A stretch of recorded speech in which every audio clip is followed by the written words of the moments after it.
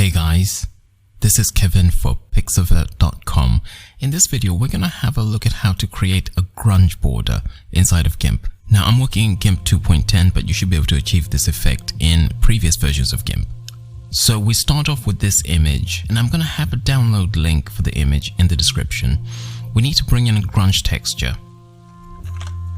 This is the grunge texture we're going to be using. When you import it, you're going to get a dialog.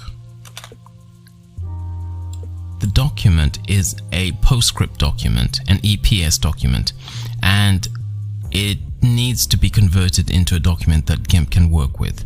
So what we need to do is to change the resolution, and the image size here is at 100%, is roughly about half a quarter where we need it to be. So I changed the resolution to 200, and you'll see the width and the height change.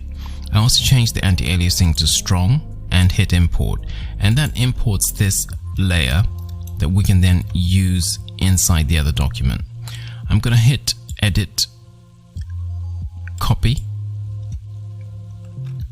and in the other document edit, paste as new layer, and it pastes the new layer on top of the other one. Now you could also choose file, open as layers, and it will have exactly the same dialog.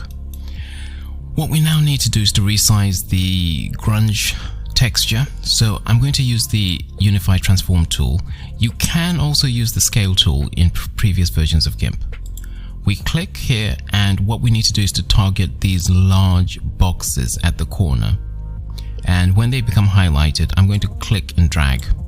I've got my view snap to canvas edges selected, so we just come here and make sure the big box in the corner is highlighted, and then click and drag, and we do that for all three corners and hit transform.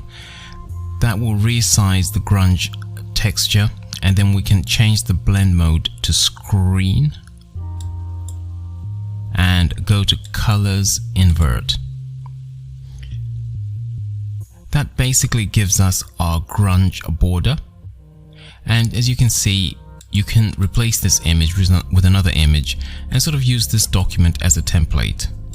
You can also click on the grunge texture and use the flip tool to change the orientation, and hit Control to change the orientation in the other direction until you get an effect that you like.